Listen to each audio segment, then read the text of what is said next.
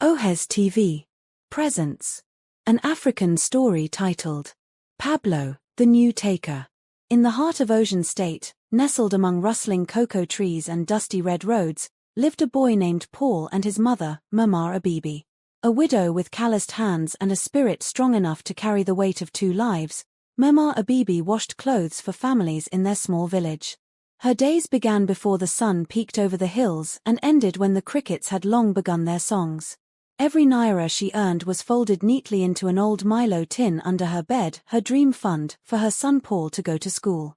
"Paul, you will go to university," she would say, scrubbing stubborn stains from crisp white shirts. "Your hands will not be like mine. You will hold books, not basins." Paul listened. Sometimes he smiled. Other times he remained quiet, burdened by the sight of his mother's cracked knuckles bleeding from harsh detergents.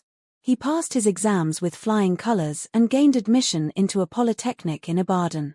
Mama Abebi wept tears of joy, emptied her Milo tin, borrowed some money from the cooperative, and sold her prized Ankara wrappers to raise his school fees and give him a modest send-off. But when Paul got to the city, something changed. The boy who used to kneel before elders now walked with shoulders high like a Lagos big man. He introduced himself as Pablo, a nickname he claimed reflected his new lifestyle. He spent recklessly, buying flashy clothes, paying for drinks in nightclubs, and even trying to impress girls by claiming his mother was a textile dealer in Dubai.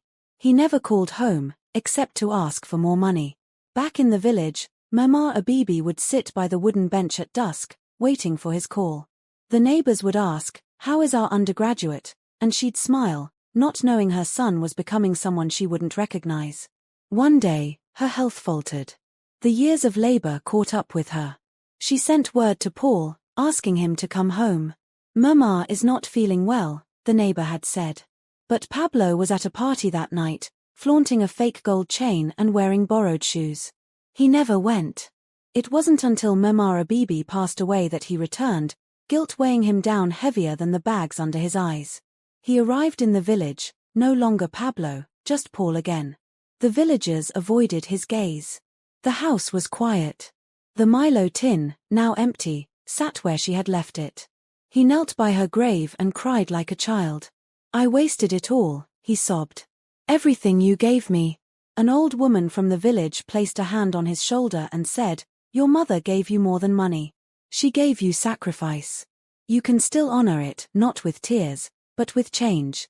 From that day, Paul vowed to become worthy of the name his mother had spoken with so much hope. He sold off the flashy things, returned to school properly, and started a small laundry service on campus, just like his mother. He became known not for being Pablo the spender, but Paul the example, humble, hardworking, and determined.